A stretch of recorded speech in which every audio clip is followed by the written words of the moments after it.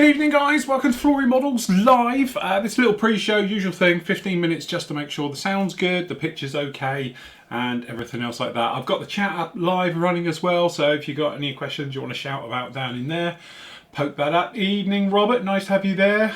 Evening Matt, Darren, John, Harold, Dennis, Darren. That's the guys that are in there so far, down in there. As I say, we get going properly at 7 o'clock. For the moment, we're just checking settings. There's something different tonight.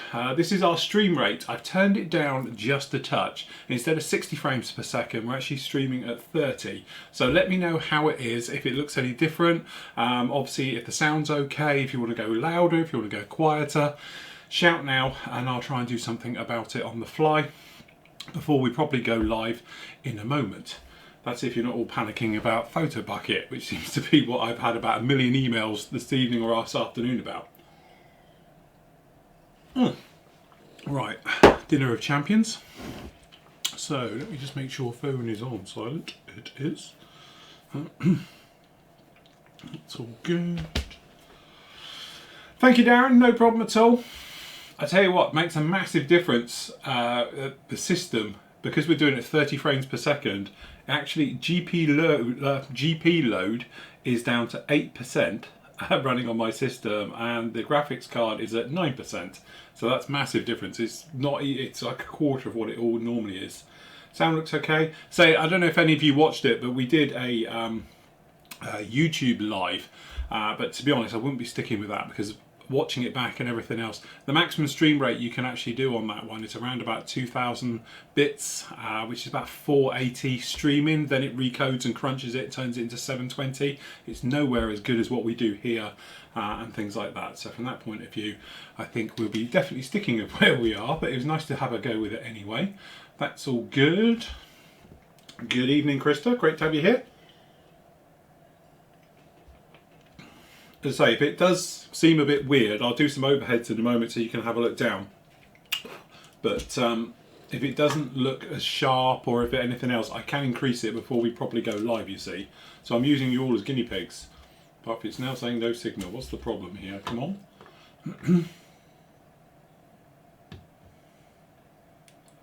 No. We've got a camera down above. Okay, hold on. This is why it all pays to do this. 1 second, everyone. Why have we got a camera out? What's wrong with number 3? That working now. Okay, so if it all looks clear and it all looks good, let us know if it's just as sharp and everything. And if I do like pretending we're airbrushing, you can see if it looks really blurry or anything. I can see it on the feedback as it's streaming to you guys live as well. It doesn't look too bad over there, but you can see it probably better than I can. Mine's about 10 feet away. Seems to be okay. Just go for the wide one. Come on. A little bit slow that camera, changing over. Don't know if that's anything to do with the settings though. Nice and sharp. Well, I'll tell you what we'll do, guys. We'll run at 30 frames because it'll be easier on the stream as well. It should make everything just a little bit easier to stream it from a point of view of hardware because it's only sending half the frames. But if it's just as good, then we're not worried about it, then definitely nor am I. Okay, looks okay. Thank you guys. Cheers, Matt. Cheers, Darren. Cheers, Krista. That's all good. Right, let me just swill this.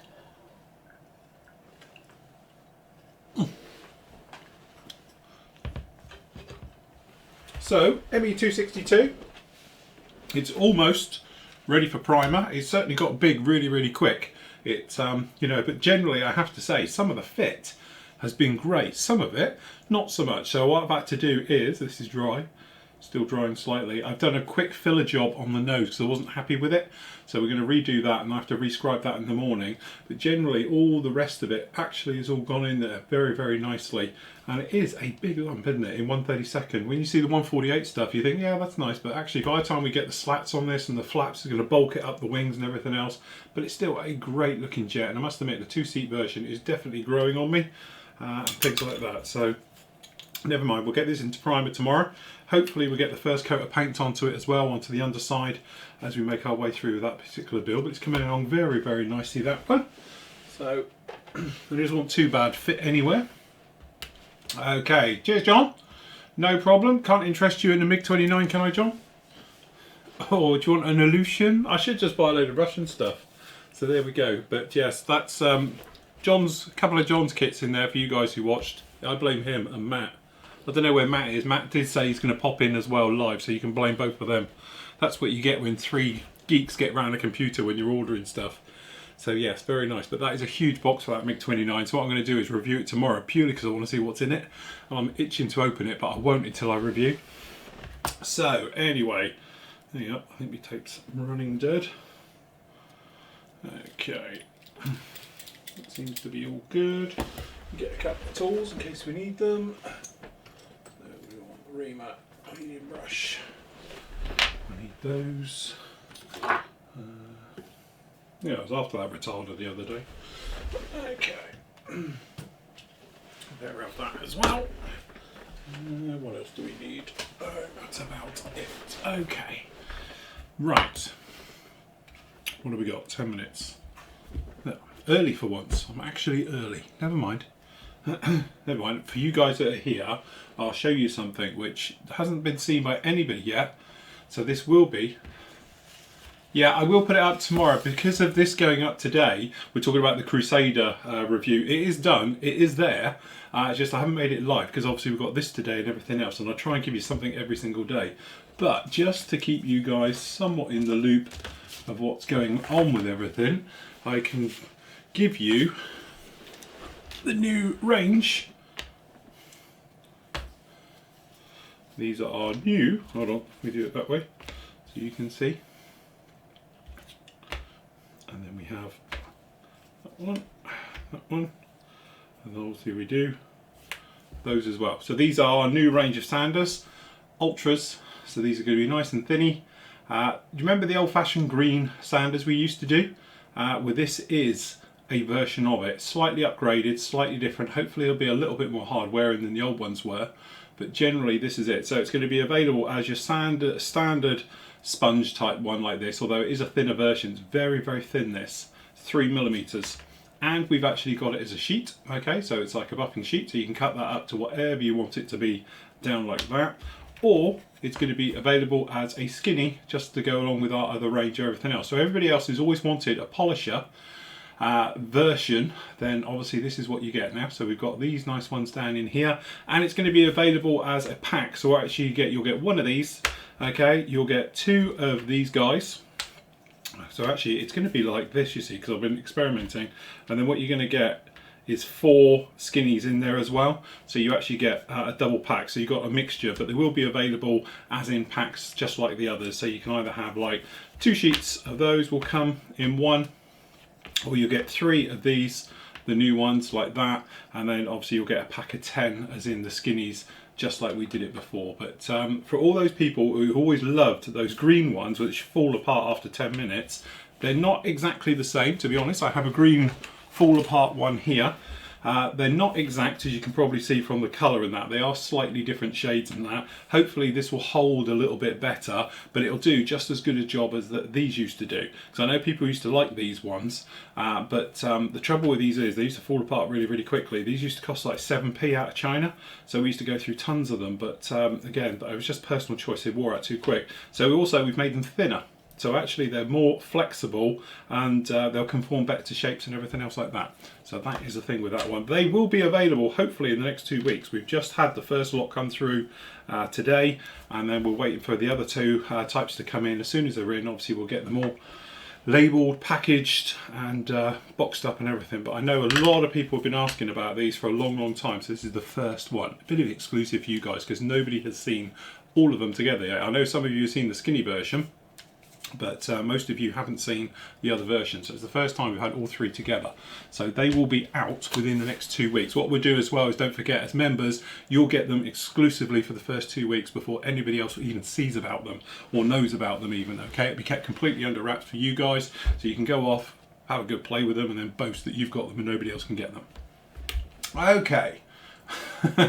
Thank you, Renee, no problem. Dennis says excellent, looking good.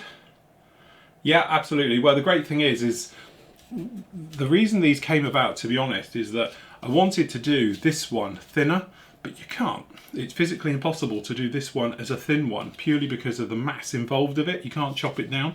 So we said, right, okay, so we went in with this one and it was nice and thin. And I was like, well, can you do the others like it? And they were like, yeah, of course we can. So that's why we ended up with these 3mm ultra thin versions of them all now. So it's a lot easier to get in with, and as you say, doing 70-second stuff will be a doddle now because you can get through. But those make great sander polisher combos and stuff like that. So again, we've got more sanders coming out later on during the year. That's the first 3. It'll be technically it's 3 because you've got it as a skinny, as a normal one, and as a sheet. And then there'll be another one which will be the 4th type, which will be as a pack. So you can have it as a pack, and that'll be discounted as well to start with as usual. So there we go. Right, what time have we got? 4 minutes left. So today we're going to be talking obviously about going through weathering, the basics of. Okay, don't forget, this is only the basics. We do complex stuff other times. It's really just to get guys used to using their airbrush, used to spraying and having confidence in what they do, which is probably the most important thing. So that's what we're going to be doing today. So we're going to be talking about different ways of lightning paint and stuff like that, and then showing it on our lightning here. And then make the most of it, because next week I'm going to put it back into primer. It's going to go silver, because when we do metal finishes and everything like that on it. Right, what have we got? 3 minutes. Let me just sweep around to make sure we're all good. Okay. What I just need to do is bit of fluff stuck up in there. Right, okay, let me just go in here. Okay. Look, the countdown clock's even working. 2 minutes 24 seconds. Okay. So forum is good. Just refresh that. Okay, we've got a couple of questions in there which are in the forum, and I'll start with those ones, guys, and then we'll move through to what we're going on with. Okay, and then usual thing, I'll run through, end of it. After an hour, you guys can then chirp up with all your questions and we'll go through until we're done. Right, okie dokie. So, what are we, 2 out? That's good. I better check my airbrush works.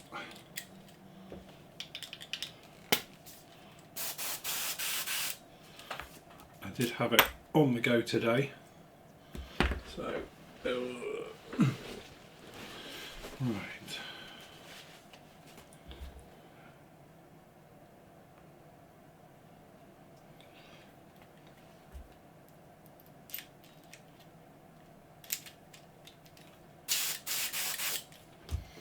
Okie doke.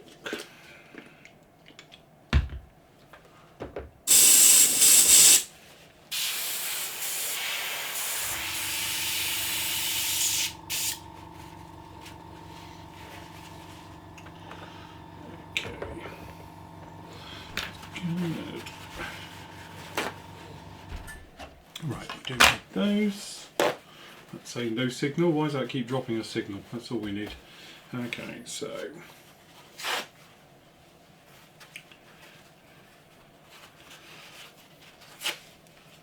okay, we're all set, we're all good. Let me just clear some mess. Okay, right, I'll be back in 2 minutes for the start of the show.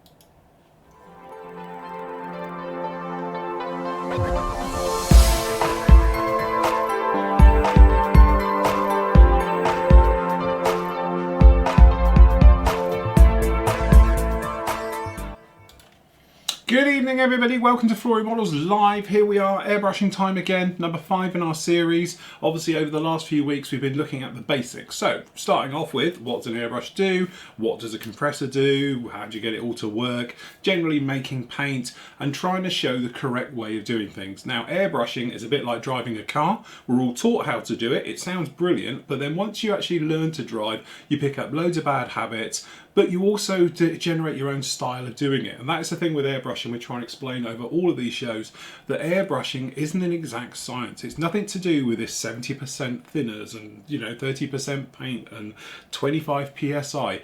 Everybody's different. Forget all of that you've heard and read and everything else that you see online, because technically it's all rubbish. I know I sound very harsh when I say these things, but it's true. There's so many different variables, and that's the one thing I've tried to explain over the last 4 shows, that depending on where you are, your humidity, your just general conditions, right the way down to the airbrush you're using and your style of painting, things need to be a slight variable. That's why you'll never hear me talk about air pressures or mix ratios, because you just listen to your airbrush and it'll tell you everything that's going on. Now, if you haven't watched any of them, I highly recommend you go back, start at the beginning and work your way forward, and everything should make a lot more sense than it does joining in so much near the end.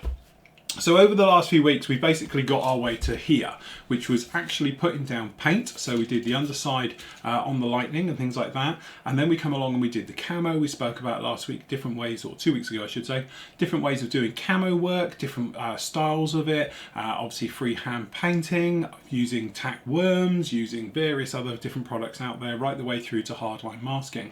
Okay, so from that point of view, we sort of covered everything in a basic type of way. What we're going to do tonight, though, is talk about how we take block paint, as I call it, which is just solid colours like this, and break them up slightly to give it a more three-dimensional look, to give it what I call the scale effect. You often hear me talk about scale effect. Scale effect, from my point of view, is when you look at something, you're not quite sure how big it is. Because what it actually does, it's broken up, it's dragging your eye all over it. It's not like looking at one solid object so you can see what it is. It's very difficult to judge the scale.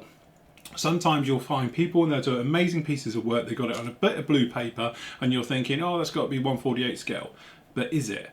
Is it 72nd? Is it a 32nd? It's very hard to know unless it's written down in front of you. That's when a model is doing really, really well. Dioramas and stuff like that is something a little bit different, because in a diorama you can lose yourself in the diorama.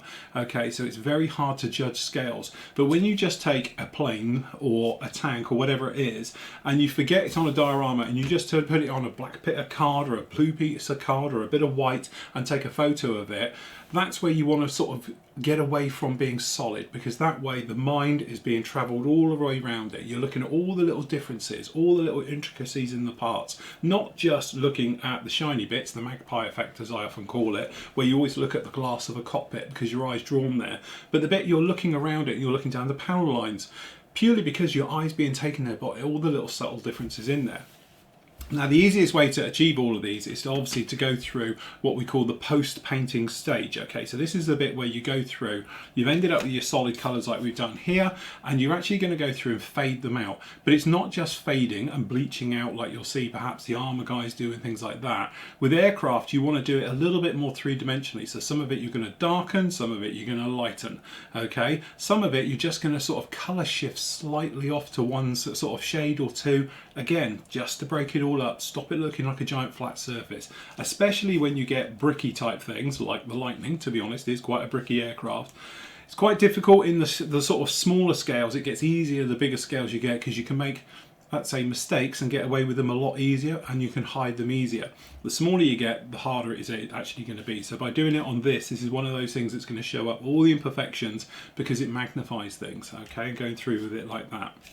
It's great to have you all here. You're all here in the chat, which is absolutely fantastic.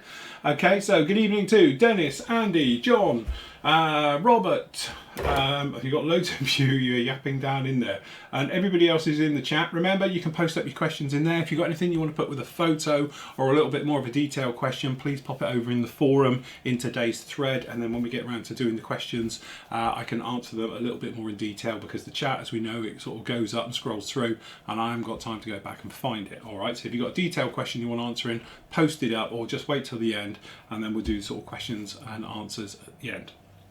So first of all, we're going to talk about the paint. Tonight I'm just going to use, to be honest, Tamiya. You could use anybody's, but for the ease of sort of, in the middle, shall we say, we'll use the sort of Tamiya paints. So first of all, if you were doing like we're doing down in here, we've sort of got the standard RAF colours. So we've got that sort of light grey underneath, and then the darker grey on top, and then the green. So these were the basic ones we used when we were doing the actual Tamiya painting. So what we actually used was XF80 on the underside of the Lightning, then we used XF81 and then XF82 for the sort of ocean grey on top. All right, now to break these down and to get them into a little bit more of an easy way of using them for modulating colours, what you can actually do is try and think of the colours which are going to work best with these. Okay, now you automatically think you're just going to come along with white and we're going to bleach these out. The trouble is though, you can actually take the colour away. Okay, so from that point of view, white, although it does work, isn't always your best option. You'll often hear me talk about using buff. Buff works beautifully for changing the colour of white and light greys, and actually dark greys as well, because what it does is it's got a little bit of colour to it, and instead of just lightening it, it does other things, we'll see about in a moment. If you haven't got any buff, another good one to do is something like a medium grey XF20, which is actually pretty close to dark gold grey. That's actually quite a nice one, because what happens is it's got like a sort of buffy colour in the grey. Again, if you're doing greens and those types of colours, going back to the old colour charts, yellow is actually another good one for breaking up the colours. Okay, then when you're talking with things about doing blacks and stuff like that, because obviously we've got a black over here, again I don't use a pure black, we use a rubber black. It's got a blue hue to it. And again, if you wanted to change the colour of black, I recommend don't go in with things with white or grey.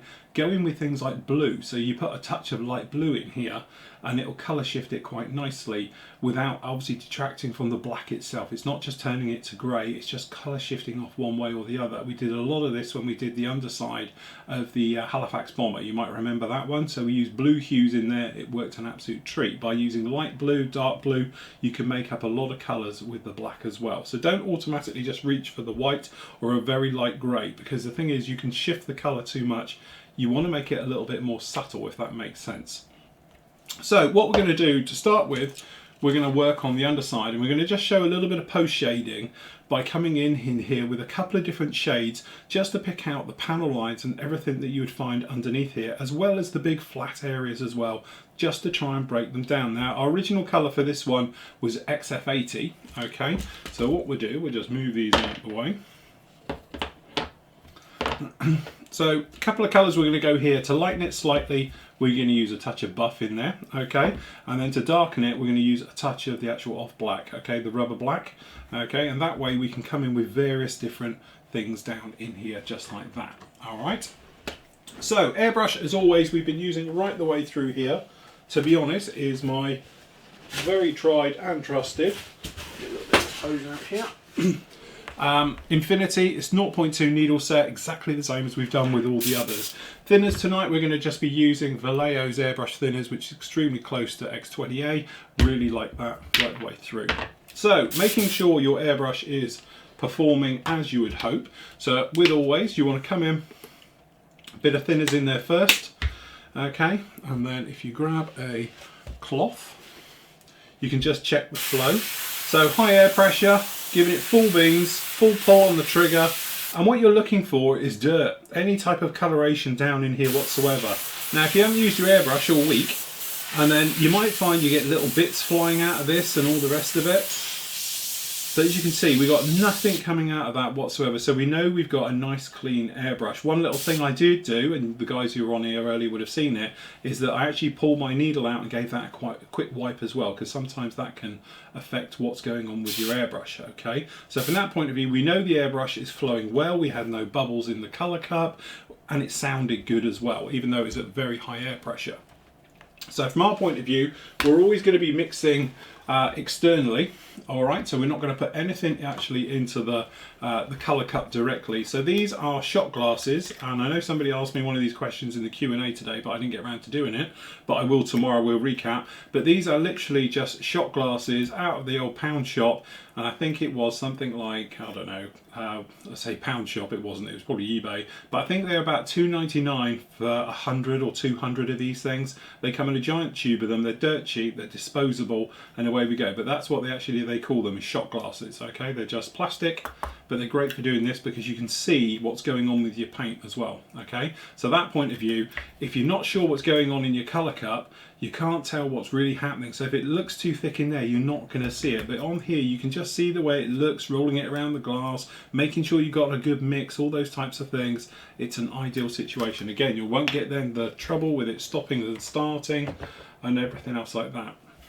So to start with, what we're going to do is we're just going to come in with a very fine type of wash on this. All right, so actually what we're going to do, we're going to put a little bit of thinners in here first. Again, I never measure it. It's all done by sort of guesswork and varies. Okay, so we're just going to grab a little bit of a brush full of paint, and we pop it in here and we give a mix.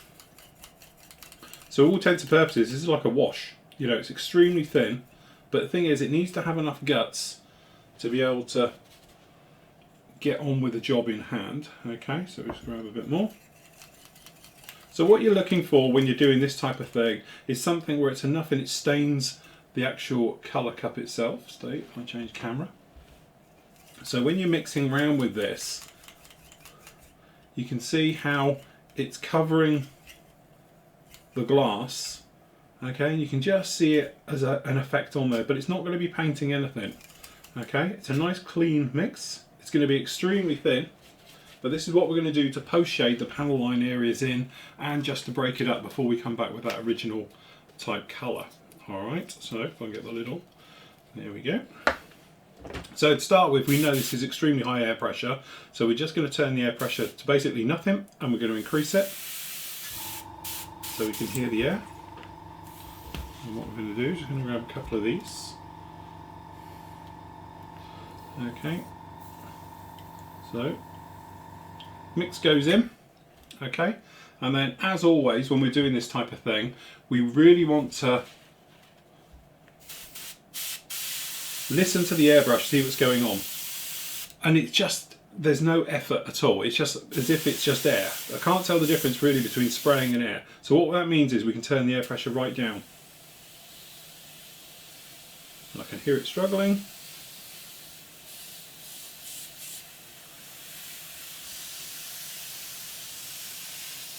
Sounds pretty good to me.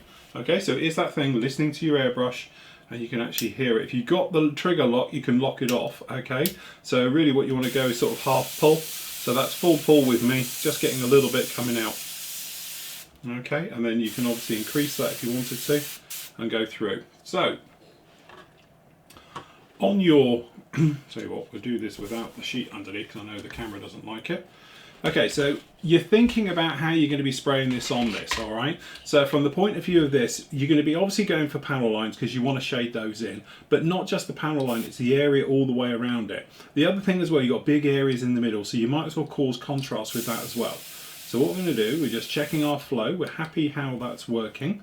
Okay, so you just got your paper. Seems to be struggling just a little bit. I'm just going to up my air pressure because I think I knocked it. Okay, that's not too bad.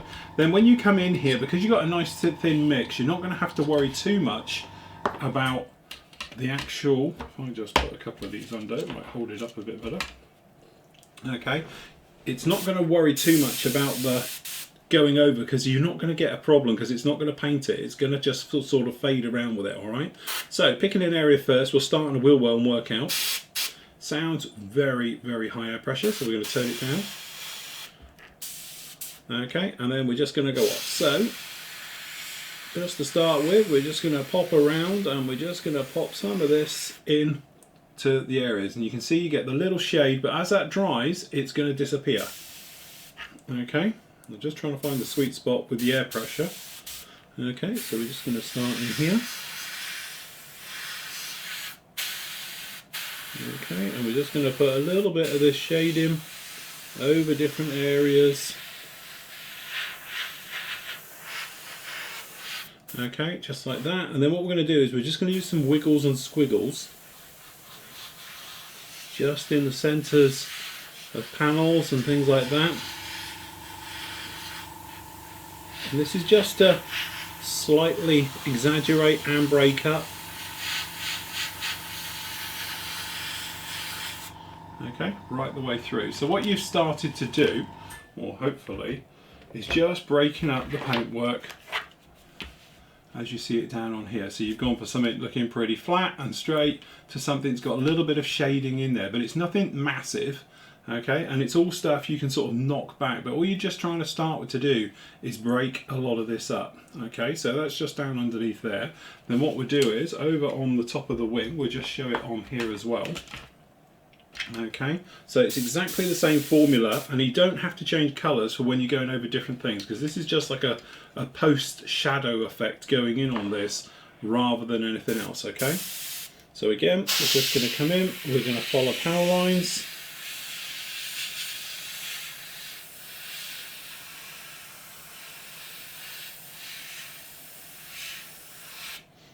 Okay, a little bit heavy in there, so we're just going to dry it, and if you notice, see how it zips away, okay, because it will all fade. And what we're going to do is slowly, we're just going to put some little areas all over this. So we're going over the green, we're going over the black. A little bit more obviously over the green, because it takes a little bit more to wake it up.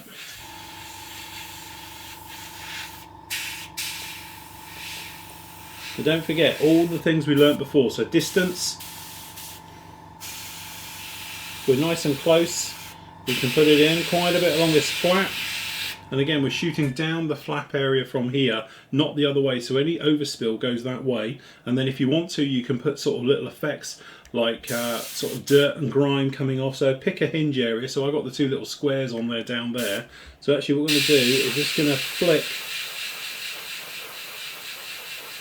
a little bit of something off these areas, and it is that thing of it just, and then we're just going to marry it up and then just go around that entire area. And again, we're just coming in very subtly just over panels and various things, just to somewhat break it all up. Oh, and you don't want to do that. Okay, so there's a classic. So remember, heavy thinners, so we're just going to dab. So we're going to pull it just like that, and that's where you wear a colour cup top. And we pat, and then we leave it. Okay, so that's just gone on there like that. We just grab this guy off here. Okay, note to self, put colour cup lid on. Okay, so then what we're going to do, we're just going to up our air pressure, we're going to dry that back. Okay, so we're just going to go over that, we're going to dry it in, and then what we're going to do is we're actually going to re-grime that area, and we will hide and disguise that entire blob.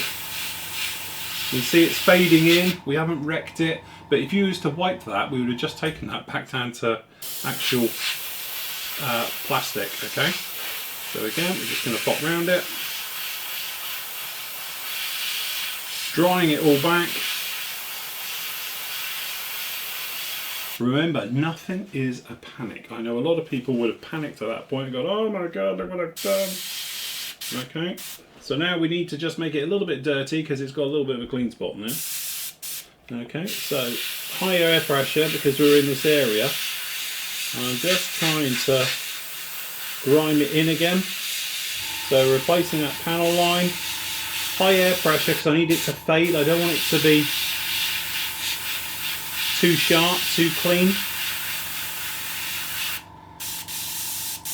Okay. So we're just going to try and take the edge off it as well. It's got a little bit of an edge just around where we have the tide mark in. Okay.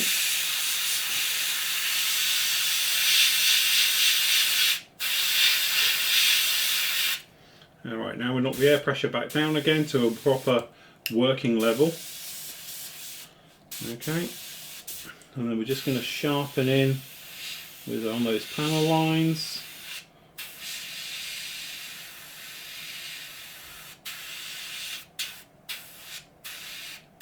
Okay, that little guy at the front.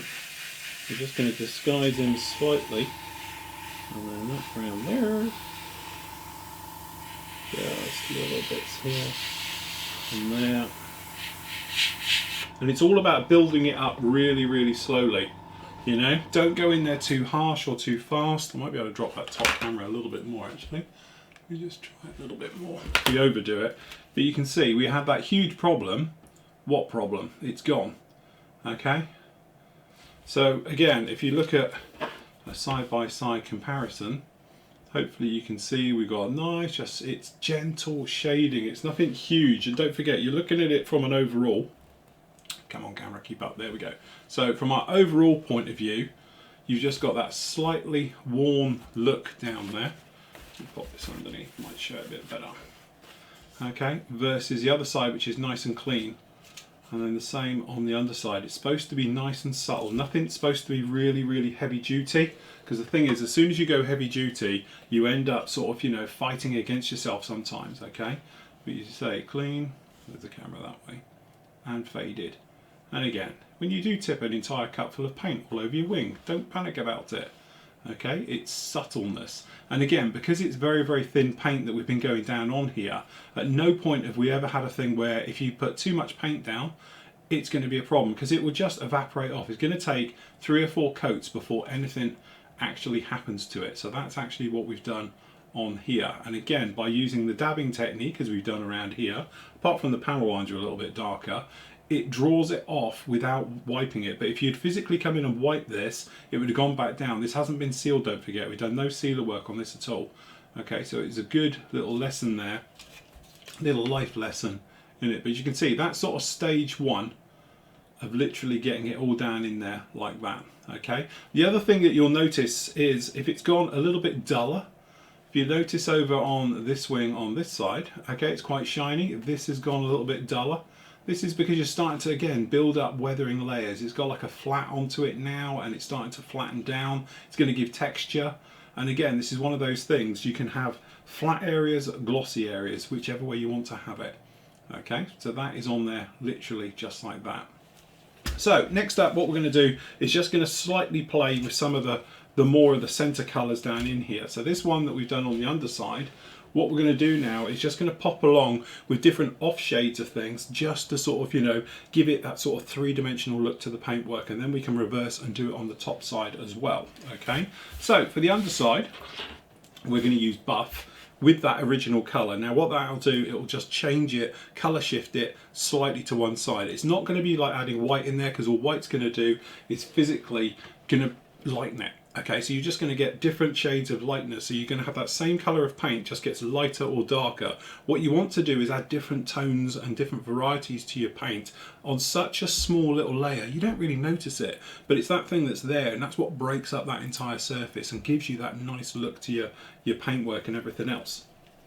So what we're going to do is we'll grab a little bit of the original. Okay, let's give it a bit of a shake. Okay. So we're just going to take a drop of, this is the XF80, which is our underside colour. Okay, not going to need gallons of it. Okay, we're going to grab a little bit of the buff. So what this is going to introduce is a cream type texture to this one. Okay, so let's clean out my brush. What we're going to do is just, we've only got probably, I don't know, a mil down in there. So what we're going to do is just going to grab a brush full like this, and we're just going to add it into there and brush it in. And again, don't forget, you're not looking for a heavy duty change in this, okay, but it should shift it to slightly a more cream colour off of the grey that was there before. Okay, then we're going to come in with our thinners. So we don't know, we'll just put a bit in and we'll see what happens. But again, we want this to be thin. Not as thin as perhaps the black wash, because the black is a strong colour, so obviously you won't see any difference if it's too thin, but what we're looking for is a nice milky consistency, as in it's not covering the inside of the cup. Alright, so we're just going to add a little bit more thinners in there. Okay, so when you're brushing it around on the inside, what you're sort of looking for is it to cling a little bit. But imagine this being sprayed onto your model. You want it to come off as well. You want it to run down the cup. Okay, so that's pretty good. It's covering, but it's not doing too much, if that makes sense. Okay. No, I can't claim that that was a deliberate mistake, by the way. That was a genuine mistake. Just showed you how to fix it without panicking.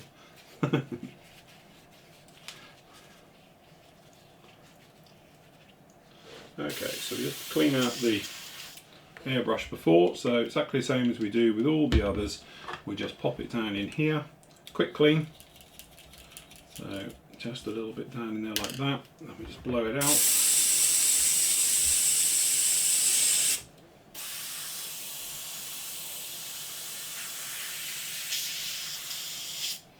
And when you're using your airbrush continuously like we're doing here tonight, you don't have to deep clean it unless you're going to be going from black to white or a real sort of problem colour like yellows as well. If you've got contamination in yellow, it looks a bit of a nightmare, but if for anything else, a quick literally flush and go, you'll be absolutely fine. Okay, so pour in your paint carefully.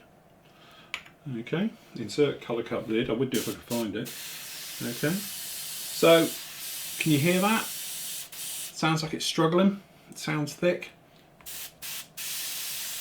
So what you're doing when I say this, because people still ask me questions on it, when you're listening to your actual airbrush, when you're spraying air, that's one thing. When you're adding material to it, in our case paint, you should hear it, but you shouldn't hear it physically crackle. It's not like you shouldn't hear it, because you should clearly. You will hear the difference between air and paint. What you're listening though is for it sounding like it's crackling, it's spitting, or just generally struggling. If it's struggling, then obviously two things, either up your airflow to atomize it better, or thinners, okay? But when you're doing things tight work like this, little things, you probably want to thin the paint rather than up the air pressure. Remember, if you're up in the air pressure, you're making that cone and the amount of material that comes out your airbrush bigger, okay? We don't want that. We want it a specific tight little area, so we need to turn that pressure down a little bit to get closer. So to be able to work better, thin it more, okay? All right, so talking about the air pressure. Sounds good? Okay, so down in this dark area where we were before, okay, what we will do is, camera catches up, there we go. So this time we're not going to go for the actual panel line itself. We're going to avoid the actual panel lines itself. We're going to go elsewhere. But also don't forget, every time you come in and do this, you can repair anything that was a little bit off before. My case, just down the back here, it's a little bit heavy than I want it. So what happens is I can use this time to go back with this colour and repair what I've done by just lightening it off a little bit. Okay, so again, this paint won't cover too much in one pass. I just grab a sponge here just to hold this guy up a little bit more.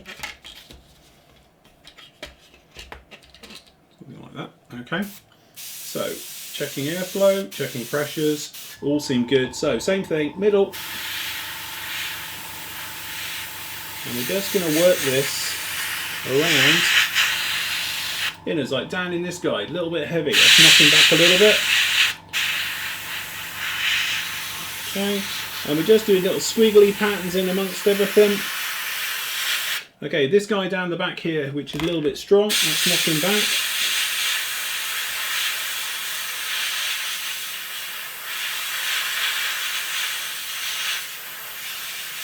Centre of those wells, across the back here. Okay, there it is, blended down. Now if I show you on this wing as well, what we do is we're just going to run around here so you can see a direct contrast between the colours and how it's subtle. It shouldn't be heavy. So without, this one's got no of the actual post shading on here at all, as in the darker colour. But again, because we're a very close colour, it doesn't matter too much if we go over the top with it.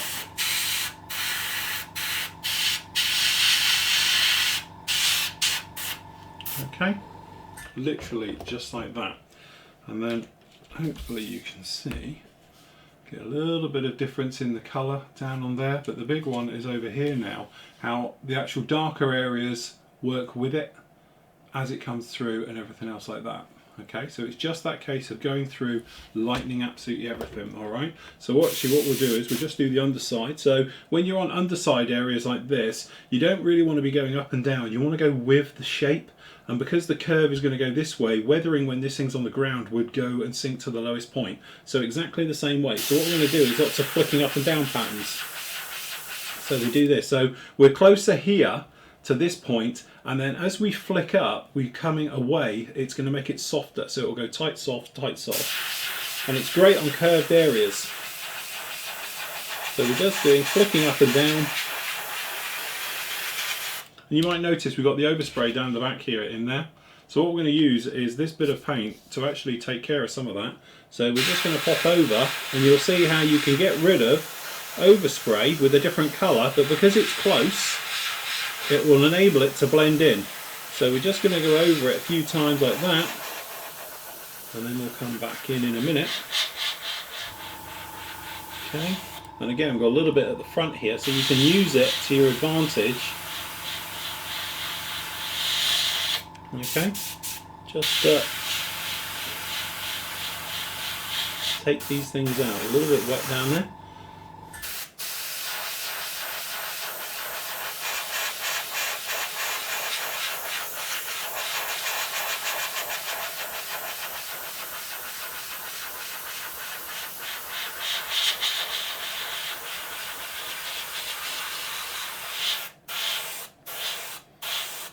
Just going to get rid of that one on the nose. And again, it's nice and thin, it dries really, really quickly. And again, we'll just do some panels down in here whilst we're at it for good measure.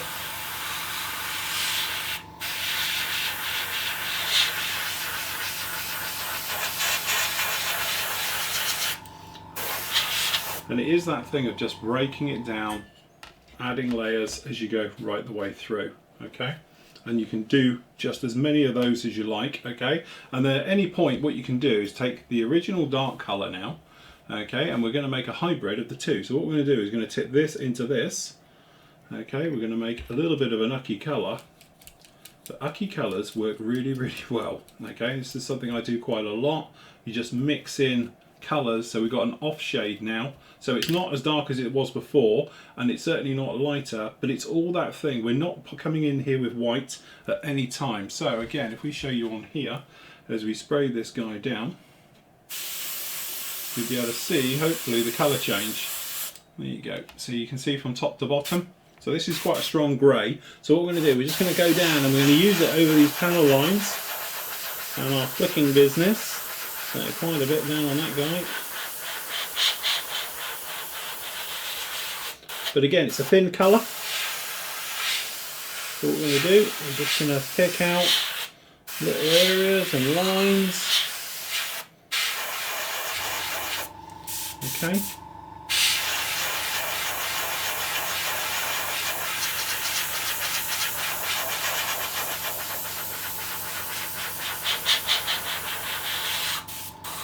A little bit just under here. Okay, so it is just building up grime, dirt and everything as you make your way through, and then down under here exactly the same again. We're just going to squiggle this little guy around, so you're just making little circular type motions. Let's pick that down and then this up here. There we go, you guys should be able to see it a little bit better.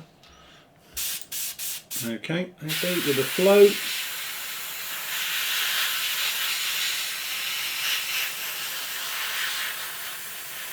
Air pressure's just rising up on me, so I'm just going to knock it back a bit. The reason that's rising up on me is in the air pressure's increasing is because we've added a thinner mix to it. So what happens all of a sudden is obviously the consistency change, the airflow change, and the way I can do it is suddenly I'm getting a lot more air coming out of this and paint. Okay, so what I need to do is just knock that air pressure down just a little bit, okay, which enables me to get closer,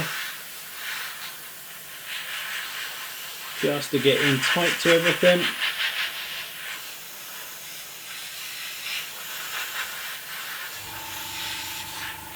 Just in those areas like that. Okay, so again, hopefully when we look at this guy now, You can see this type of effect we're going with. And again, there's no risk to any of this because the paint is so thin. Even if you was to tip a big mark onto it, you could probably wipe it off or dab it off and start again. Okay, so that is it on there. And you can see we've got the little shading effects just down under here. It's a little bit of a nightmare showing it on camera, but you get that entire effect of it, of how it's going through. Okay, so it's quite a nice easy one to get away with, especially when you're first starting to play with sort of post shading and stuff like that. You don't want to be in a situation where you've got a dark colour in your hand, a strong thing, because obviously if you put it on your paintwork and it goes wrong, you're not going to get rid of it. Okay, if it's a thin mix like this, you can go through, you can build it up time and time again until you end up with, I don't know how well you better see the difference in the wings, but this wing now is a lot darker, it's blended in, there's a lot more going on with it, it's not just flat white, you've got all the different colours. This mix that we got down on here, we can use on the top as well, which is the great thing about it. So it is that thing of continuation, and don't think you can't use one colour with the other. I know a lot of people say about you can't use it over greens, you can't use it over greys, especially World War II. You either got the brown and the green or the grey and the green, things like that. No, go right over it. Again, it's an effect. It's not actually painting the colour on, all right? So when we come in here, we're going to do exactly the same again. All right, so we're just going to get in nice and close to it, nicer air pressure. Okay, actually if I get this under here, there we go. All right, so again, check our flow, we're happy. We're going to start somewhere, it doesn't matter too much. Okay, so we're down here leading edge of the wing. Okay, and we're just going to rattle this little guy around over the greens, over the greys. And again, it is this thing of not worrying too much about what you're doing. Okay.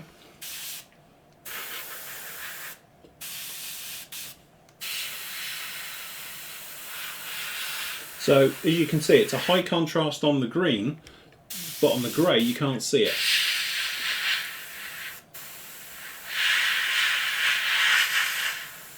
So that's great for us. So we're going to concentrate more on the grey. Again, anywhere it's too strong, you can knock off.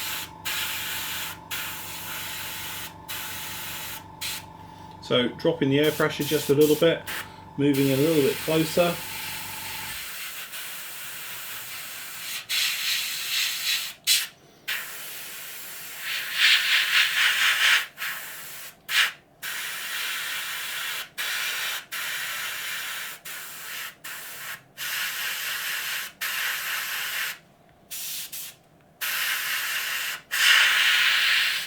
Okay, and that is how we start to knock it back. So it's all those colours down on there, literally like that. Okay, so what I'm going to do is, now we're just going to put a mist coat right over everything to tone in. So this bit area, it's a bit sharp in the middle, will fade in. Okay, so you're just wearing down that paint now all the time. Okay. And again, it's just building up gentle layers right the way through, okay? So again, we're just going to put a little bit around this leading edge. A little bit more just down the back here. A little bit in there. Okay. So then what we'll do, to be honest, we will tip this back in here. We'll just let that dry for a moment, just blow that out. Quick colour change. Okay, so from a basic point of view, that's really as far as I want to go. Okay, now obviously you can then push through a lot more, various different shades, tones, everything else like that, okay? But what I'm going to show you is just a slightly more advanced technique about using yellow, okay, over green. Because what's going to happen is I'm going to bring that green slightly back. There's two ways of doing it. First of all, there is, obviously you can go over the original colour. Nothing wrong with that at all, okay? And in some ways it works really well, especially if you want to go for a more heavily warm thing, because you've got that huge contrast in colours as you make your way through it. The only trouble with going back to the original colour, sometimes it can be too strong because you've modulated or you've used 3 different tones or 4 different tones. When you go back to 1 at the beginning, it's really strong, okay? So that's when I like on greens is to use something like a yellow, which we'll do here, okay? So all we're going to do is we're going to grab our green, our original colour, And then what we'll do, okay, you're not going to need gallons of this, so literally we're talking drops.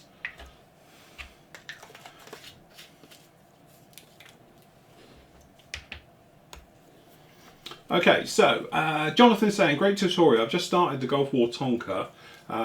Which would be the best overall desert pink colours you would recommend? To be honest, there's only one in town. It's the, or as far as I'm aware, it might be changed now, but it was always the extra acrylics one. If you're going down the acrylic range, their desert pink is absolutely spot on. I don't know if anybody else does the Granby pink. I know that MRP do it. It's MRP 185 desert pink. For the GR1 and Buccaneer fleet as well, but I haven't used it, so I can't comment on actually what it's like. Okay, but that's one. But then for actually going in post shading it and going in with the colours like that, again, you could do the diluted black right over it just to break it down to start with. Okay, and then really what you want to do is come through with a couple of different shades off of it. So again, use the desert pink as your basis, and then come in with a buff just to knock it off one area. Buff's actually pretty close to what you're going to be using anyway from that point of view, all right, but it will just shift it. And what you want to do is just shift it a little bit. You can do big ones if you want those big in your face huge differences between almost like grey and black, or green and almost like a faint grey, then fair enough. But if you want to go a little bit more subtle and add them through, do 4 different shade colours right the way through it, and then that way you'll be absolutely fine. Again, with that particular one, you could use a yellow, tiny spot of yellow in there just to change the colour of it a little bit, and again a touch of red in there just to give it a more of the pink hue right the way through. And having 3 or 4 different ones in there gives a great effect. Steve's done a great one before. He's done a 48 Tonka and done a beautiful work. That was a lot of oils he used on that. Tony Johnson as well, he did that big 132nd one last year. It was an absolute stunner. So have a look at those and take your cues from those where they're in. Okay, so we've got down in here the green. Okay, so we've got a tiny smidging of yellow. All right, so it's only a little bit, and we're just going to add it. Now the great thing about using yellow against any other colour is that yellow will slightly lighten it, but it is still green. It's not like it's suddenly going to change its colour or anything else like that. And I'll grab very carefully another little drop in here like this. Okay, so you just come in and mix it in. What it'll do, the yellow will lighten the green without making it go grey. And that's the thing. So what actually happens in here, we're going to end up with an olive drab in a minute. Okay, so if you ever want to lighten green, always do it with a drop of yellow. Just think of the old, you know, how do you make colours up? Pick the lighter one from it and away you go. All right, so again, good old squirt in here, and knock some of that off the brush because I've made up too much. Okay, and then you can probably see the difference already in this colour we got down here. Is nothing like we had before, but again, we want this very, very thin, i.e. when we put this stuff down, it's not going to change anything. Okay, it's not going to suddenly change different colours. It's going to take 3 or 4 passes to get this to work. So again, and literally as you can see, we've got nothing really in that colour cut because we're not going to need much at all for what we got in mind. But again, nice little mix down there.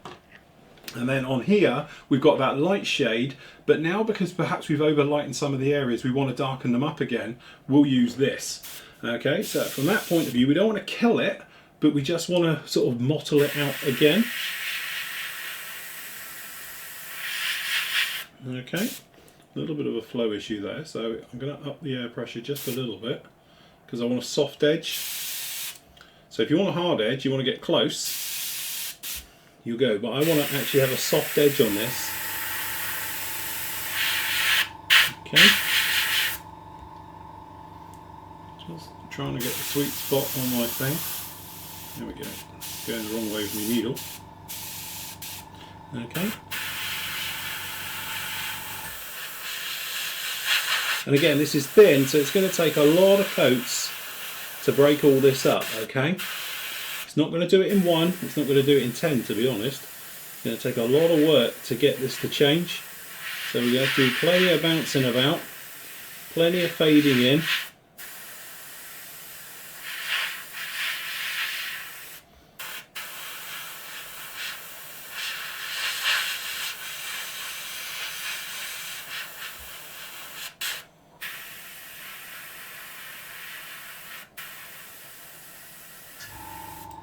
Okay, and I want to get really close now just to blend it right down. Okay, so we can get nice and close. Okay, so we just need to turn the air pressure right down. So the airbrush is almost struggling now, and then we can get so close we can really get it to go. Okay, and again, avoiding centers of panels clearly, and avoiding panel lines, so it's everywhere in between. Okay, so what we're going to do now, just the way we're going to dry this back, and we can have a look to see what we've got.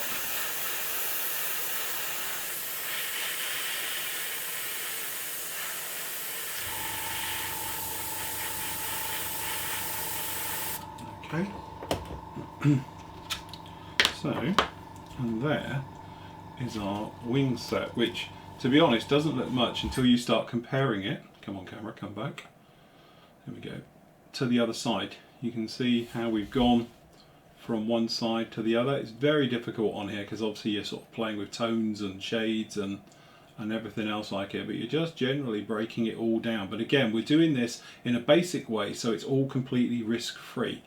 Okay, because we don't want to go around and sort of, you know, start changing everything and wrecking everything. Okay, so that's really how we do that. So if we just go over onto this wing now, we're just going to use this light shade on this one just to show what's going on a little bit clearer. Okay, so let's turn the air pressure right down. Some air pressure would be nice. Okay, okay, so same thing again. We're just going to go nice and close. And again, it's just fighting slightly. So again, you're just trying to find that sweet spot between flow, distance,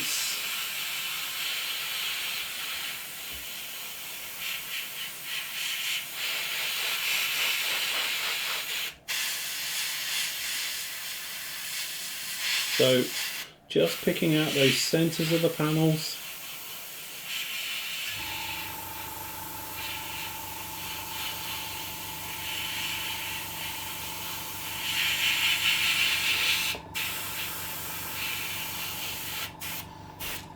Okay, so you can just get that sort of hue going in through it, literally like that. I know it's not exactly showing up brilliant on that camera.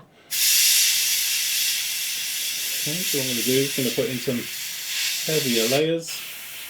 Okay, so we're quite happy how that's going through. So what we're going to do, because we're just going to go in with a thing, we're going to take some of this one here, which is that weirdo thing we had earlier, and we're just going to add a couple of drops of this into this mix here, and then remix it, and we made another shade. Okay, and this is what you're doing, you're just bouncing between all these shades just to get different layers and various things up. So we take the original colour here, as we come down,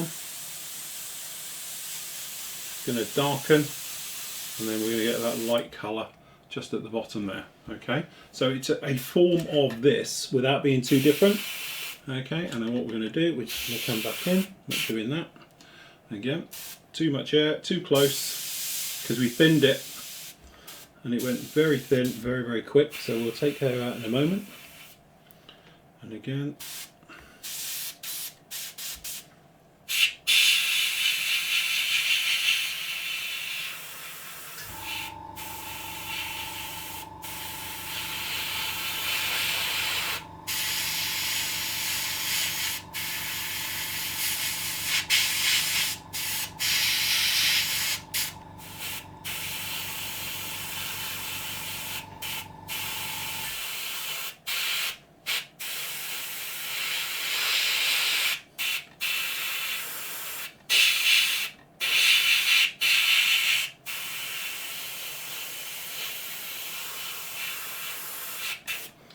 okay, just working it all round like that. And then what we're going to do, I'm just going to blow that out. So we're just dumping that entire lot just into the colour cup. Okay, we're not going to clean it at all. We're just going to put the dark one in there now. I'm not even going to swill it. We've got it coming through really nice. And then what we're going to do, we're just going to model this right over the top of that. So again, you don't have to go dark to light, you can go both directions as well. Okay, So in here, we're just going to pop around.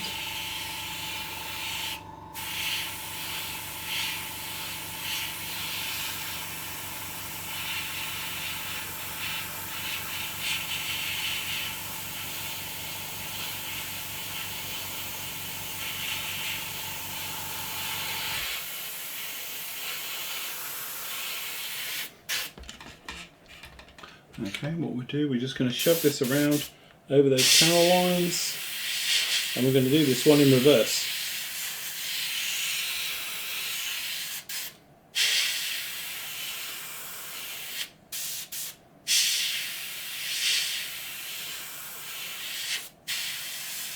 And like I always say, big panel lines, big paint, little things, little paint.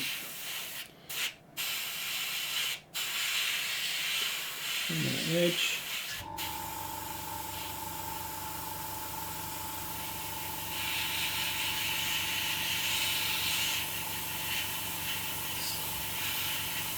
So centres of panels are now getting a darker wash right over them. This is just to blend.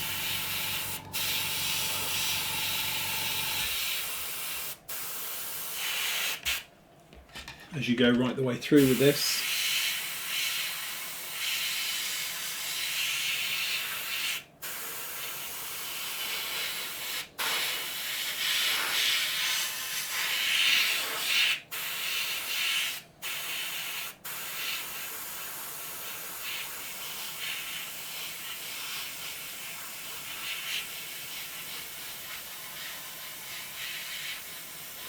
This is just totally the opposite way to we did the other one. So instead of starting off dark, we're ending dark, okay? And again, right over it, and like I always do with all of mine, just for good measure, nice little coat right the way over it, just like that. Okay, so then that way we've weathered it in that way. Okay, so you can see we've done the one wing this way, and then we've done one wing that way. Okay, so personal choice, there is no right or wrong to this, because you're using such a thin colour, you can actually then just, you know, make it thin and go over and over and over it, and each pass you're just making it slightly different. So down in here, to be honest, it's darker in real life as I'm looking at it, but it's just mottling everything down, just bringing everything down right the way through. And then again under here where we've done these darker areas, okay, we can just pop in. Okay, we're just going to run this just around in some areas, just to help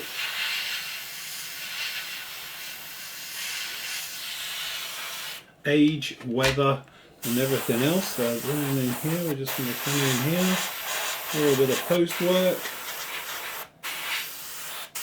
Anywhere that's got lots of panel lines that tend to shade quite heavily.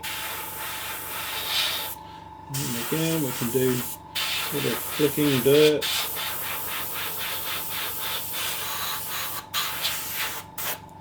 And then again, just to blend in.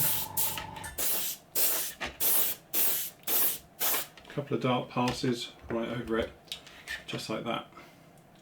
Okay, so again, hopefully you can see how we've now gone from being, as it was, that very if we do this one, and then I'll just drop it down a little bit. Okay, what we started out with, we've now got something which isn't looking like a brick anymore, that's nicely broken up, that it's nicely weathered in, but with every level we haven't done anything to wreck it. We've always been quite safe with it, we've always been very sort of, you know, gentle with it, and just gently building up the layers, and those are basically got 3 layers of paint on there just to off shade it and to make it slightly less in your face, just to break it down, and then hopefully it just makes it a lot more interesting as you look at it to what we had before. You know, now you've got something that's quite worn and weathered and just looking a little bit more spot on to what we had. But as like I'm saying, this is really the beginner's one. You know, you could do a lot of this if you wanted to do by hand, you could come in with oils, you could come in with anything else you like, but actually doing it post shading like this is pretty much risk free, because you're building up very, very gently with every single pass, okay? But the thing is, if you're in a situation where you have gone wrong, do not panic. Don't forget, you've still got your original colours. You can go back at any point with any of the original colours, pop it right over the top, just blend them in. All the little techniques we've done, just thinning the paint and just stack it up quite heavily. The thing is, we've done that thing where we spilt that paint over there, which was actually quite a nice thing to do. Was a genuine cock-up.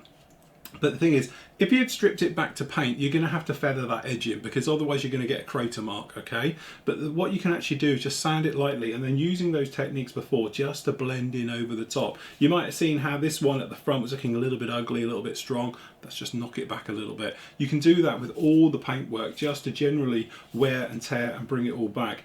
But the thing is, this is 1/172nd. It's particularly difficult because everything's really, really tight and in your face. As soon as you start going 48th, 32nd, 24th, actually it's easier, because even that's even more forgiving, because you can blow in quite heavily in areas and fade off an area, then go in a little bit tighter. When you're doing 72nd, it's a lot harder, because everything is going to show very, very quickly, because you need it to be a lot finer. But generally, I'm really happy of how that's come out tonight. That's actually worked really, really well. And hopefully you can see, you just get that nice sort of faded look of warmness without anything getting too much in your face. Nothing should stand out too heavily. You shouldn't have anything that's biting at you. You know, to be honest, this over here is probably a little bit dark, but I think that's probably where we've got a lot of stuff in the panel lines from that wash, okay? But you could easily keep going over that to knock it back. But we've knocked back the grey as much as we've knocked back the green now, to have that sort of more muted down look. And doing what we spoke about at the beginning of this is trying to take away from the scale effect, okay? So you're not quite sure what scale that is now by just looking at it, okay? So if it was down there and it was on a plain mat or something else and it was just like that, it would be a case of what scale is it? That's what you're trying to do. And we've achieved that by just subtly changing all the colours by post airbrushing onto it, which is still one of my favourite techniques. I enjoy doing it, it's a lot of fun. I know a lot of people are terrified about painting over your finished model, but hopefully I've shown tonight that actually it's not too bad. It's just one of those things: patience, layers, your airbrush is running right. All the way through this, we're talking about your airbrush running right, smooth, no problems. We haven't had that tonight. We've been quite happy to go through, knocking up the different paint colours, putting it through the airbrush, and the airbrush is doing everything we've wanted to do. But that's turned out really, really nice. I'm actually very happy of how that's gone. So anyway, any questions, shout them out now. I'm just going to pop over to the forum and see what the guys are talking about in there. So Stephen says, hi Phil, I hope this is the right place. Really finding your videos useful. I've changed the way I've sprayed, and now I use a lower air pressure for working on smaller areas, closer to my model, and much happier with the results I'm getting. Please could you cover doing realistic exhaust staining tonight, or if on the future? Also, could you do something with further on freehand mottling in 1/48, 1/72? Struggling to get a balance between thinning the paint and it looking speckled and too thin, and getting the spidering. Again, we will cover that a little bit more. I'm trying to do these really as a basic for the newbies coming out who are just having struggle, just struggling to get paint down and everything else. Mottling is one of those things. It's your airbrush. If your airbrush is running right, it's in that sweet spot where every time you pull the trigger and you just ease it back, it just delivers smooth, consistent paint. Again, make sure your mix is good. Play with your mixtures, play with your ratios, listen to your airbrush. You will hear it struggling at lower air pressures. When you're doing mottling, you do need to be in nice and close so you can do mottling. I know you get guys who air pressure is right up, and I used to be one of them, to be honest, doing mottling. The trouble with that is you get a very faded edge. Okay, and mottling isn't that faded. Okay, if you're doing 30-second scale, like I could get away with it quite easily on the 262, but from our point of view, if you were doing 70-second stuff or 48th, you want to be right on your ball with it and try and tighten that up. Don't get the fuzzy edges. That is going to be all down to your actual mix. Low air pressure, so that way your paint hasn't got very far to go, but where it does go, it's very accurate. But also when you pull that trigger, it delivers constant paint. So maybe go back a few episodes, have a look where we're talking about paint mixtures, good flow, when I was doing the small squiggly lines, things like that. You'll see about that's the type of thing you want for the mottling, the bit where you've got total trust and faith in your airbrush every time you pull that trigger. But we will cover it, so don't panic. George says, I have a question regarding my compressor. I have the AS186 and one day the tank had a hole, so I had to replace it. Unfortunately, the replacement did not fit to the compressor perfectly. Oh, you bought a replacement tank. Okay, so I will buy a Sparmax 3.5 litre tank. after it has arrived, I thought let's improve things that were wrong and replace the tank as well. So now I have the following setup. Compressor, replace the tank, regulator, water trap, Spa Max tank, airbrush. The problem is, if I start the compressor to fill up the system, it takes 6.5 minutes. After that I can spray for about 55 seconds, and then the compressor kicks in again for about 3.5 minutes to fill up the system again. What do you think? These times are okay. Again, it depends on your actual airbrush, your needle. If you're using a bigger needle, like a 3 or a 4 or 6.6 millimeter needle, they're going to deliver more air. Okay, so you're actually going to physically use more air, even though if you've got your regulator set to a certain air pressure, it's going to demand more air and it will go through it like that. From that point of view, you can probably hear mine firing up in the background. Those that have only got 2.3 litre tanks, I think they are. They're quite small on those ones. So from that point of view, they don't actually hold much air in them. It's not like my old Ripmax one, which you could do half an hour between fill-ups. But it's continuously just topping up. When the air pressure goes from 60 psi at maximum down, I think it cuts back in at about 30. So that's what it's doing. It's that little area there. So there's always plenty of air for what I need actually of my compressor. The trouble I have is because my air line is quite long, I lose a little bit of pressure in the air hose itself because my actual hose stretches and contracts. And to be honest, mine is beginning to stretch quite a bit. You can probably see it down here. You see how this is bulging out at the bottom of the actual hose itself? I only cut this the other day because actually it was wider than the bottom here, and this one's doing it as well. So this hose, after it gets quite old, it begins to stretch. What that can actually do then is affect your actual pressure you've got, because what the tank's saying you get and what you're getting at this end are two separate things, purely because of the amount of stretch. So as the air pressure depletes a little bit, this contracts and then it stretches. So it's not true. It's not a biggie unless you're doing extremely finite work and all the rest of it. But from my point of view, 55 seconds to fill up, if you're just gunning it with your trigger just to see what it'll do, that sounds probably about right. What do you think? These times are okay. It seems a bit too much to me. The compressor basically runs continuously. I don't want to wait for it refilling completely, so it's hot as hell. Don't know. I would check all your little fittings and see what's going on in there. Shorten your hoses as well. If you've got, like I have, the cuttable ones, you can actually shorten them a little bit. But also have a look at your regulator between your compressor and your actual tank and make sure they're reading the same. They should be reading the actual same difference, because I've got that spare tank under there as well. It's not plumbed in, but sometimes you get a little bit of difference between the two. Right, what else we got? Anyone? Okay. Can't get it into the chat room, nor can I find it. Can't miss it. It's at the top here that says chat.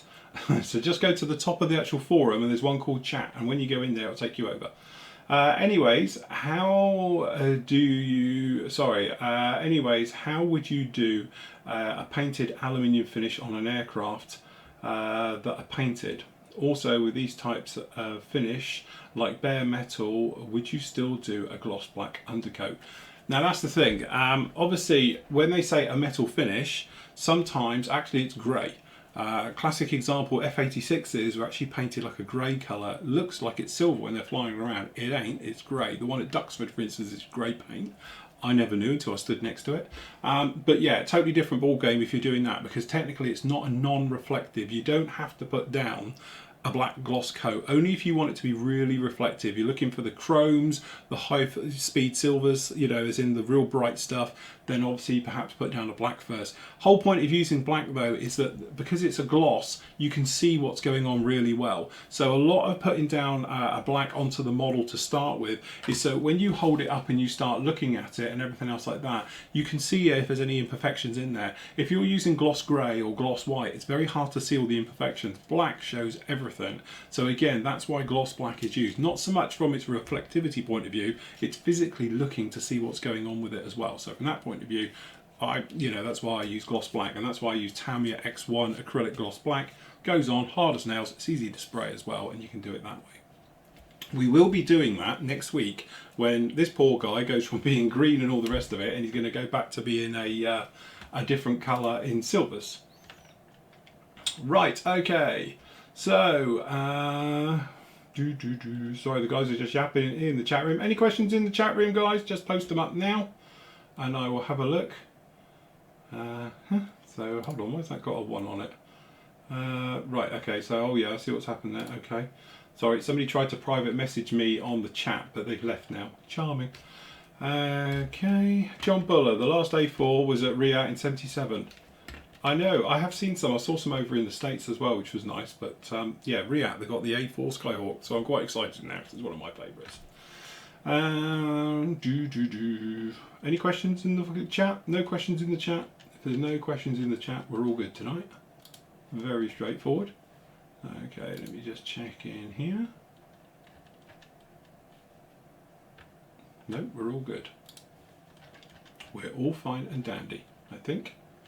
Let me just scroll down. Yep, we're all good. So there we go. That is about it for now. As I say, I don't want to overcomplicate stuff by going on hours and hours about the same thing, nor do I want to push through too quickly, because that's what happened the last couple of videos we did. But there we go. That is that guy completely finished off. Looking very much the business. If I get one of these camera angles, if I just bring this one out a little bit. I've got one too close and one too far away now. There we go. Hopefully you can see. It just gives a nice worn down look to your greens, your greys, and obviously your undersides as well, depending which way you want to go down with it on like that, you see. Okay, Dennis says, Phil, how would you do modelling look on a camouflage paint on a hard edge camouflage like a German Norm 72 camouflage? Oh, what? I have no idea what one of those is. Again, if you're doing onto hard edge camo, it's not actually a problem, because what's going to happen is that because you're using a very thin colour, you can go right over the top and it's not going to fade anything out. If you're doing a hard edge camo like we're going to be doing on the ME262, when we come in to do this guy, which we'll be doing, obviously I hopefully get the paint onto this over the weekend, definitely. Okay, so we've got the hard edge splinter camo and all the rest of it. I will still fade in exactly the same way as we've done that, because you can go slightly over. The other way you can do it, of course, is if you're using hard edge masking, is to literally do the green edge and all the rest of it, mottle it, take care of it, mask it over to protect it, then go in and do the sort of like the dark browns on this and do exactly the same to it, then unmask it afterwards, and there you go, you've done it. That's probably the easiest way to do the hard edge type camos with it like that. If you're doing things like on here where we're going to be doing sort of a very worn effect down the side of it, I will do all the worn work to everything on the light coat before the mottling goes onto it. Then when the mottling goes onto it, that won't need anything, because that will blend in, because we're going to sand it, which is a different type of weathering technique altogether. Okay, but again, it's just seeing the levels and then working through it. You could, if you wanted to, when you were doing stuff like this guy, when you're coming in, you could just do the grey first, put all the grey down, mottle it all, and do all the bits and pieces like we've done on there, then put the green on top, and then do that one afterwards, okay, because the green's a darker colour. But you probably see down on this one, even though we've been doing the colours all over it, we haven't actually ruined the camo pattern whatsoever. If anything, we've enhanced it, because we've just distressed it, we've made it more dirty looking and everything else like that. So when we are in that situation of going round in here and everything else, as you can see, it's done nothing to the actual overall camo pattern on this, even though we've changed the colours, and that's it. But again, by using the sort of modulation of the colours as we've gone through this one, and going through the things of saying, okay, just slightly lighter, you can't see it on here anyway, so that's the thing to it. And normally you're going to work with the sort of the green is the primary one you're going to want to play with a lot, okay, then the grey is sort of the afterthought, because it's not going to take as much to sort of model it down like that. Would you decal before this stage to knock them back as well? Again, I think, you know, you could just decal straight onto it and then go over it again just to plane them in, because the trouble is though, most decals are going to be sort of a lot stronger than what this is, so you could just say, right, I'm going to do it all in one.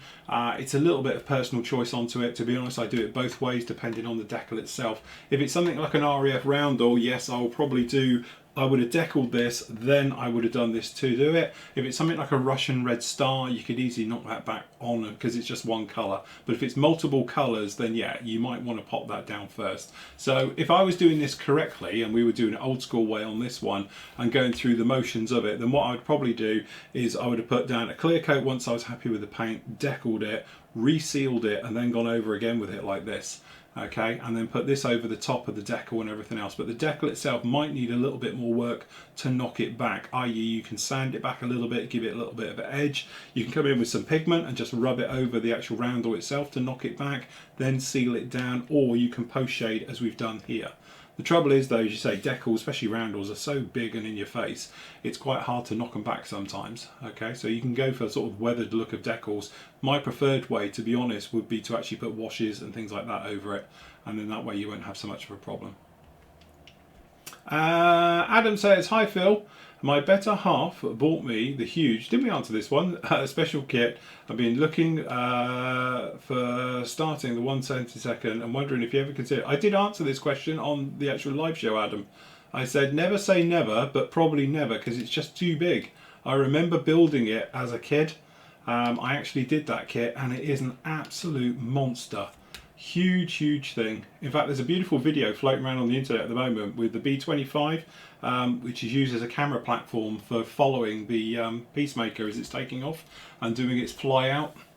It shows it starting all up and everything else. It's a really old classic video, but it's a B25 next to it which films it, but he is so close as they're both obviously taking off together. It's actually quite an amazing bit of footage, that, but it is an absolute monster. Probably too big for obviously me doing it here, because let's face it, that's probably got the same wingspan as a 32nd B17, if not more, because if I remember rightly, mine was about, I don't know, 2.5 foot by 2.5 foot. It's a huge lump. That would be definitely a dust magnet hanging from the ceiling, I think, to get rid of somewhere like that. Try building a 1/4 scale. That would be even bigger. Yes, that would be quite something. Definitely. I think, you know, sometimes I'm a great believer in small, perfectly formed. Big is brash and bold and in your face, and it's really nice. But then you get to the real big stuff. And nothing, no disrespect to the guys who do the really big stuff, but even in the armour world, because I've got one down there, I've got that Tiger tank down there as well, which is like 1/6 scale. It's too big. It's physically a huge lump. So when you're doing weathering and painting, it's almost a different ball game altogether, purely because you want to do that thing of making it not look like a brick. So you've got to model that paint. You've got to do what we've done to this all over it. Otherwise, it just looks like a kid's toy. You know, you get the Hasbro effect, as I would call it, or the Mattel effect, like we were talking about the space shuttle. Again, classic example. It's too big for its scale. It needs a lot more work to break that thing down to make it look more realistic, to get the scale effect. Because at the moment, although everyone comes in and this first thing you see, it hits you like a brick. You know, it's like, yeah, that's great, that's fantastic, isn't it big? And it's like, yes, it's big and it's bold, but I look at it thinking, I wish I'd done this to it now, I should have broken it down. But the reality is, it's a space shuttle, so it's pretty clean. You know, I know they get dirty out on the pad and that, but it, you know, it needs to be more weathered than it really would be, I think, to give it the right scale effect. Okay,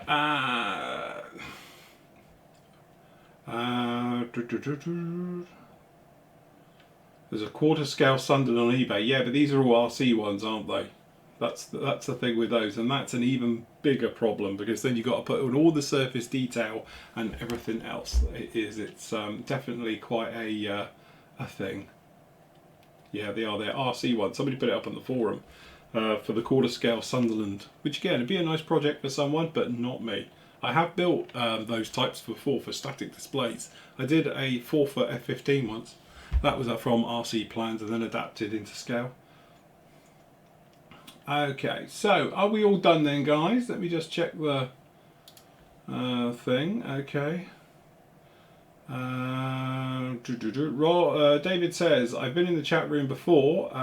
You made the changes, so everything was doing something wrong with something else. David, go up to the actual top of the forum where you get things. It says categories, topics, search, members, calendar, chat. Just hit that and it should take you, unless, I'm just thinking about it, if you've got a pop-up blocker, it won't let you. So make sure you've got your pop-up blocker stopped.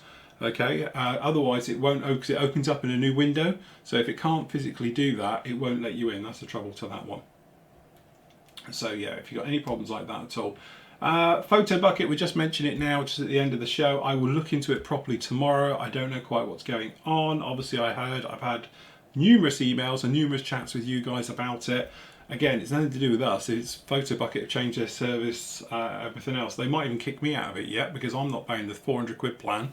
We're just doing the £100 one, so it might affect us. So we're going to have to think of something else. For the guys that were saying about the hosting for us, it's a lot. Trust me, you know, it's a hell of a lot. If we do the hosting, we'd have to put the price up considerably, which I know not everybody's going to want to do. Okay, so that's why we left it as it is for the moment. Right, okay, let me just check in here. And if we are all good and done, what's that one? Right, okay, that's David down in there, and that is that one there. I like everyone's joining the lobby once we're just about to finish. Right, okay, there we go. That's it for us then tonight. Hope you enjoyed that one. Basically, post shading. Don't be frightened of it. Remember, thin paint cannot harm your model, as we found out when we chunked a massive drop over it. I have to find that for the thumbnail. Okay, but again, it's just one of those things. Do not panic at any stage. We tucked a huge big paint, which is good. Go back and watch it. It's a good one. Dab it off, do not rub it, just pat it, soak it, let the cloth absorb the material instead of physically pressing down. So you just lightly touch it, it absorbs off, then dry it back, seal it down, and then just as we went around on this guy, just to actually take those details and model it down and get it to go again, okay? And then you can just build up on top of those layers to add back the weathering that perhaps you took away with it being covered. But generally, when you're doing all this type of post weathering, if your paint's thin enough, you're not going to do any damage to it because you will need to make 3 or 4, 5, 6 passes to change anything, okay? It's a gradual thing that comes along. And remember the golden rule with all weathering: when you think you've overdone it, stop. Because you're just about to. It's your little thing on your shoulder and he's saying, hold on a minute, listen to him. Because I know many times when I thought it and then I thought, no, just a little bit more, and then you've overcooked it. Because then you look back and thinking, it's too strong. And then don't panic, you're just going to use your original colours, thinner colours, and just go back and lighten up and go through it just like that again, and you'll be absolutely fine. So that's it from me. Thank you very much for joining me this evening, guys. Been an absolute pleasure as always. Thank you guys, thank you Robert, thank you Jonathan, thank you Renee, no problem at all, and everybody else who is in there. So till tomorrow everybody, happy modelling, take care. As I say, we've got the reviews. Crusader will be up tomorrow, I'll put it up tomorrow, and then all the others. And as I say, I'm going to have a look at that MiG-29 as well, and those other goodies that we got down there that turned up today. So till tomorrow everybody, happy modelling, take care.